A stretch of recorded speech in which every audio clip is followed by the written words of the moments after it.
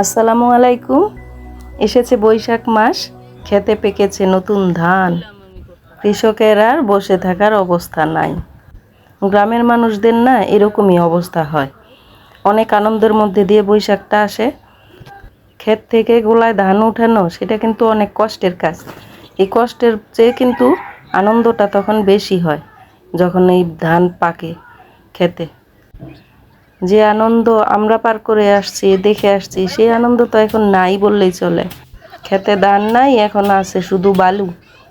তো এত কষ্ট করে বালুতে ফসল ফলিয়ে যখন সেই ফসল ঘরে নিয়ে আসে, তখন সেই ফসল দেখে আনন্দের হাসিটা কিন্তু সেই হাসবে, তাই না?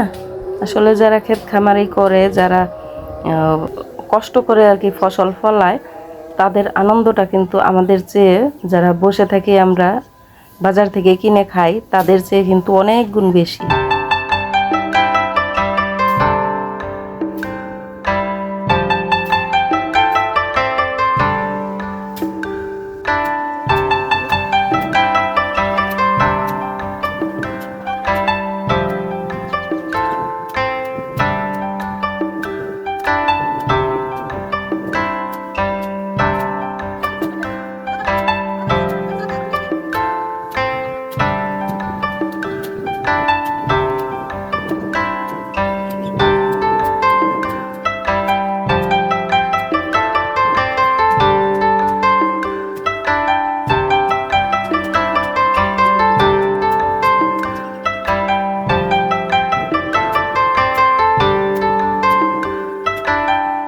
খেতে কাঁচা পাকা ধানের ঘ্রাণ, মানে কি বলবো, মন সেই ছোটবেলাকার শৈশব খুঁজে বেড়ায়।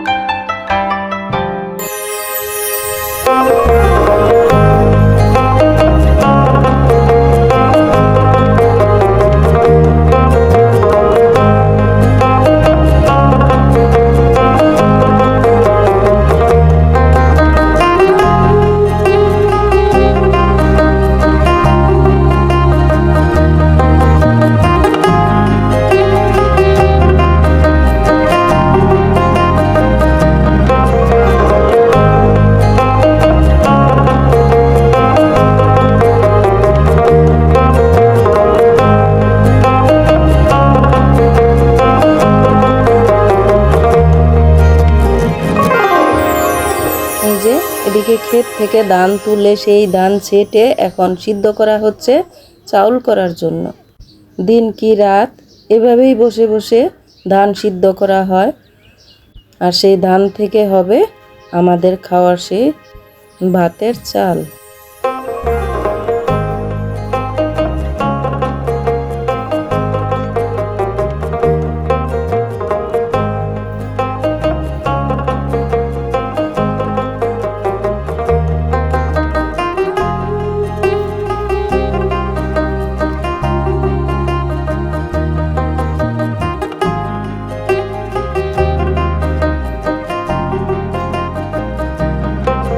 এই যে এখন ধান সিদ্ধ তো শেষ, এখন খল্লার মধ্যে এটা ধান মেলে দেওয়া হয়। এই ধান শুকায়ে তারপরে ভাঙানো হবে চাউল করার জন্য। নতুন চালের ভাত, নতুন চালের পায়েস, পিঠা, সব কিছুর আনন্দটা না অন্যরকম সুন্দর।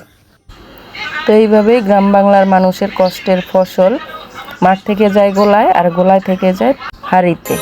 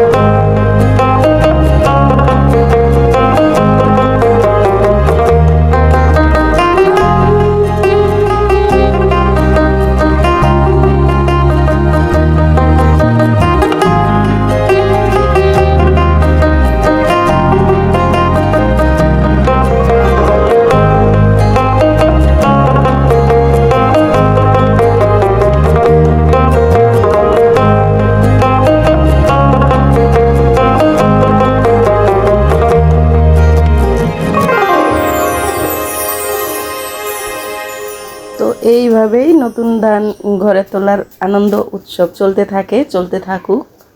আগামী কোনো ভিডিওতে আপনাদের সাথে আবারও কথা হবে। সেই পর্যন্ত সবাই ভালো থাকেন আর সবাইকে আল্লাহ হাফেজ।